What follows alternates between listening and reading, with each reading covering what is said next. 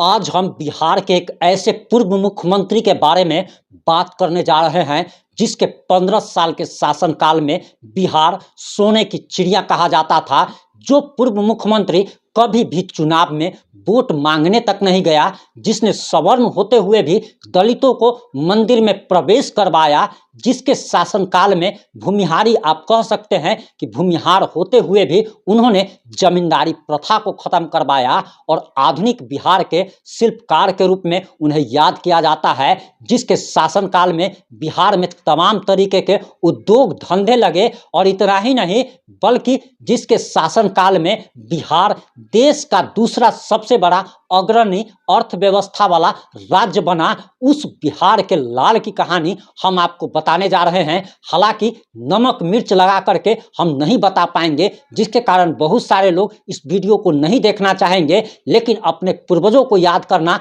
अपने इतिहास को जानना उतना ही जरूरी है ताकि आपका आने वाला भविष्य सुखद हो सके।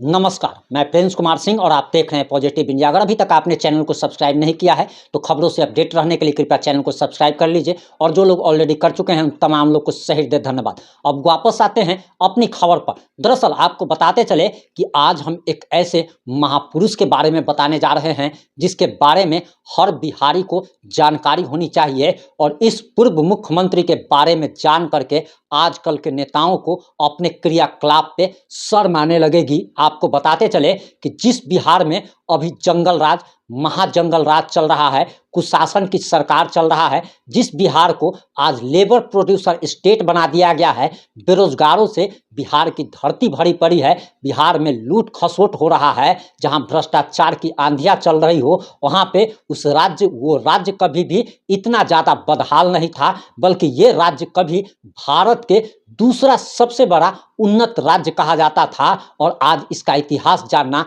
आपको बेहद ही ज़्यादा जरूरी है, क्योंकि इतिहास से ही सीखकर अच्छे वर्तमान और अच्छे भविष्य का निर्माण किया जा सकता है। आपको बताते चले कि आज़ादी के बाद एकीकृत बिहार में औद्योगिकरण में श्री कृष्ण सिंह की बड़ी ही भूमिका रही है। हमने जो रिपोर्ट तैयार की है काफ़ी रिसर्च के बाद, वो हम आपको बता रहे हैं। आपको बताते चले कि बिहार में आज भी उद्योग धंधे उन्हीं के लगाए हुए हैं और उन्हीं का लगाया हुआ आज भी काफ़ी सारा उद्योग धंधा फल फूल रहा है। और आज उन्हीं का लगाया गया काफ़ी सारे फैक्ट्री को नीतीश कुमार के शासनकाल में और लालू प्रसाद यादव के शासनकाल में बंद कर दिया गया। आपको बताते चले कि डॉक्टर श्री कृष्ण सिंह की हम बात कर रहे हैं, जिनको कि बिहार केसरी भी कहा जाता है। और डॉक्टर श्री कृष्ण सिंह साल 1946 से लेकर के 1961 तक यानी कि 15 साल तक बिहार के मुख्यमंत्री रहे और उनके शासनकाल को राम राज्य भी कहा जाता है। बिहार में उन्होंने जो उद्योग लगाए आज भी उसके लिए उन्हें याद किया जाता है। देश की पहली रिफाइनरी बरौनी ऑयल, देश का पहला कारखाना सिंदरी और बरौनी रासायनिक खाद कारखाना, एशिया का सबसे बड़ा इंजीनियरिंग कारखाना, भारी उद्योग निगम एचईसी हटिया, जो कि झारखंड के रांची में के हटिया में जो एचईसी है वो भी डॉक्टर श्री कृष्ण बाबू ने खुलवाया था। आपको बताते चले कि देश का सबसे बड़ा steel plant SAIL Bokaro, Barauni dairy, Asia का सबसे बड़ा रेल यार्ड बरहरा, देश का पहला रेल सड़क पुल राजेंद्र पुल, Kosi project, Pusa agricultural college, Bihar Bhagalpur Ranchi विश्वविद्यालय जैसे तमाम महत्वपूर्ण कार्य उन्होंने ही कराए थे। उस समय बिहार देश का सबसे अग्रणी राज्य हुआ करता था। उनके लगाए कई उद्योग जो है बिहार और झारखंड बंटवारे के बाद झारखंड में चले गए। वहीं बिहार में जो उद्योग जो बच गए उसे बंद कर दिया गया। आपको बताते चले कि लालू प्रसाद यादव के शासनकाल में और नीतीश कुमार के शासनकाल में बिहार में कई सारे उद्योग धंधे बंद कर दिए गए और इसका सबसे बड़ा कारण क्या है वो भी हम आपको आगे बताएंगे। आपको बताते चले कि बिहार में डॉक्टर श्री कृष्ण सिंह ने जमींदारी प्रथा को खत्म करवाया था। उनके ही आह्वान पर राज्य में 33 लाख एकड़ जमीन दान में दे दी गई थी और भूमिहारों ने, राजपूतों ने ये दान दिया था। आज जो लोग इन्हीं को शोषक कहते हैं उनको शर्म आनी चाहिए कि 33 लाख एकड़ जमीन दान कर दिए गए थे। बिहार में आज भी जो बड़े बड़े स्कूल है, बड़े बड़े कॉलेज है, वो भूमिहार जमींदारों ने अपनी जमीनें दान में दे दी थी। आपको बताते चले कि डॉक्टर श्री कृष्ण सिंह का जन्म 30 अक्टूबर 1887 को हुआ था। वहीं उन्होंने एक मुख्यमंत्री रहे जिनके शासनकाल में बिहार सोने की चिड़िया कहा जाता था। 15 साल तक वह मुख्यमंत्री रहे, लेकिन उनके मृत्यु उपरांत उनके, आप कह सकते हैं कि लॉकर में से मात्र 24,500 रुपये निकले, और 24,500 रुपये भी जो निकले उसमें से बताया जाता है कि टोटल 4 लिफाफे थे, और उसके बाद बताया गया कि एक लिफाफा में 20,000 रुपया रखा हुआ था जो कि उन्होंने प्रदेश कांग्रेस कमेटी के लिए रखे थे। दूसरे लिफाफे में 3,000 रुपये थे जो कि उन्होंने अपने मुनीम जी की बेटी की शादी के लिए रखे थे, और तीसरे लिफाफे में 1,000 रुपये थे जो उन्होंने महेश बाबू की छोटी बेटी की शादी के लिए रखा था, और चौथे लिफाफे में 500 रुपये थे जो उन्होंने अपने नौकर के लिए छोड़ा था। और आजकल के जो नेता लोग होते हैं, अपने बेटे को बनाने के लिए, अपने भतीजे को बनाने के लिए, अपनी बेटियों को बनाने के लिए न जाने लाखों करोड़ रुपए का घोटाला करते हैं, जबकि एक मुख्यमंत्री जो 15 साल तक मुख्यमंत्री रहा, उनका जब देहांत होता है तो मात्र 24,500 रुपया निकलता है, और 24,500 में भी वे अपने परिवार के लिए कुछ भी छोड़ करके नहीं जाते, बल्कि वो सारे पैसे किसी अपने के गरीब की बेटी के लिए, अपने नौकर के लिए, तो अपनी पार्टी के लिए, जिस पार्टी में जीवन पर्यंत उन्होंने सेवा की, उस पार्टी के लिए उन्होंने छोड़ दिया था। और इसी से आप इस बात को समझने की कोशिश कीजिए कि कितने महान नेता थे श्री बाबू। आपको श्री बाबू की एक बात और बताते हैं कि दरअसल उन्होंने चुनाव में कभी वोट नहीं मांगा। अभी जैसे लोकसभा चुनाव आ रहा है तो प्रधानमंत्री नरेंद्र मोदी हो, हर एक जिले में जाएंगे, हर एक राज्य में जाएंगे और वोट मांगेंगे अपने काम के बदौलत। लेकिन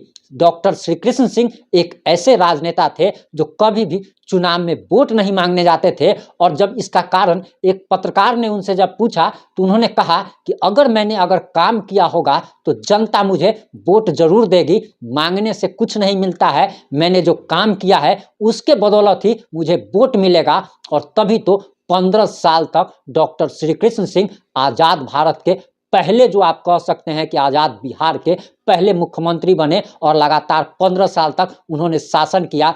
इतना ही नहीं, उस समय दलितों को मंदिर में प्रवेश करने पर मनाही थी, और दलितों के मंदिर में उन्होंने प्रवेश करवाया। एक भूमिहार होकर के, उन्होंने एक सवर्ण होकर के, उन्होंने दलितों की भलाई के लिए सोचा।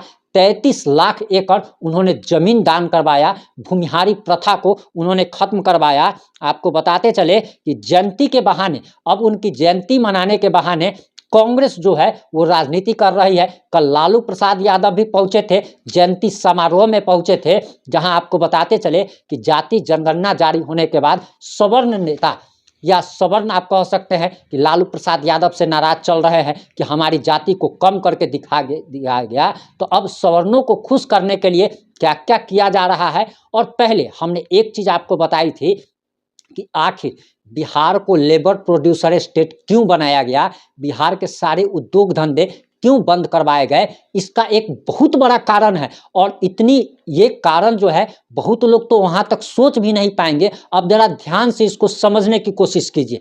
दरअसल बिहार में अगर रोजगार मिलेगा तो बिहार के लोग बाहर काम करने नहीं जाएंगे। आपको बताते चले कि सबसे कम कीमत पर बिहार के लोग मजदूरी करने के लिए तैयार हो जाते हैं। अगर आप तमिलनाडु चले जाइए, अगर आप दूसरे किसी राज्य में चले जाइए, तो एक मजदूर एक दिन की मजदूरी का कम से कम 1,000 रुपया लेगा, जबकि बिहार के लोग 200-300 में भी काम करने के लिए तैयार हो जाते हैं। इन लोगों ने कितना बड़ा षड्यंत्र रचा था, उस बात को समझने की कोशिश कीजिए, क्योंकि ये हाई लेवल की बात है। आपको बताते चले कि दरअसल ये सब फिक्सिंग होता है। बड़े बड़े उद्योगपतियों को, बड़ी बड़ी कंपनियों को सस्ते मजदूर चाहिए। सस्ता मजदूर कैसे मिलेगा, उसके लिए ये लोग मुख्यमंत्री लेवल तक पहुंचते हैं, डील करते हैं, काफ़ी सारा पैसा दिया जाता है। पैसा जो है आप कह सकते हैं कि बहुत बड़ा ये घोटाला होता है और पैसा दे करके अपने स्टेट का रोजगार बंद करा दीजिए। अब लोगों को मजबूरी बस दूसरे राज्यों में जा करके कम पैसे में मजदूरी करना पड़ेगा और इसी के लिए ये सब डील हुई है। वरना आजकल के नेता 2 साल 4 साल विधायक रहने के बाद, मुख्यमंत्री 5 साल रहने के बाद करोड़ों रुपए कैसे कमा लेते हैं, इस बात को जरा समझने की जरूरत है कि आखिर कितना बड़ा षड्यंत्र हम बिहारियों के साथ रचा गया। जो बिहार कभी सोने की चिड़िया कहा जाता था डॉक्टर श्री बाबू के राज में, आज वो बिहार कंगाल खस्ता हाल हो गया है। आज बिहार के लोग जब मजदूरी करने जाते हैं तब उनको चोर चूहार तक कह दिया जाता है। न जाने उनका कितना शोषण किया जाता है। इस वीडियो को ज़्यादा से ज़्यादा शेयर कर आप लोग हर भारतवासी तक, हर बिहारी तक पहुंचाने की कृपा करें, ताकि उन लोगों को भी पता चल सके कि हमारा बिहार शुरू से ऐसा नहीं था, शुरू से इतना बदहाल नहीं था। हमारा बिहार कभी सोने की चिड़िया हुआ करता था।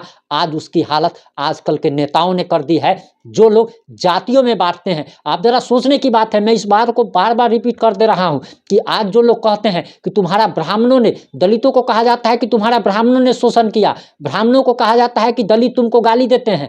बार बार दोनों में आपस में लड़ा कौन रहा है, इस बात को जरा समझने की जरूरत है। हमारे कभी भी दलितों का शोषण न ब्राह्मणों ने किया और न ही दलितों ने कभी ब्राह्मणों को गाली दी। ये कभी अगर हुआ होगा तो वो काफी पुरानी बात है। ये इधर तो कम से कम आज़ादी के बाद तो कम से कम ऐसा नहीं हुआ। वरना आज़ादी के बाद डॉक्टर श्री बाबू के राज में दलितों को मंदिर में प्रवेश नहीं कराने दिया जाता।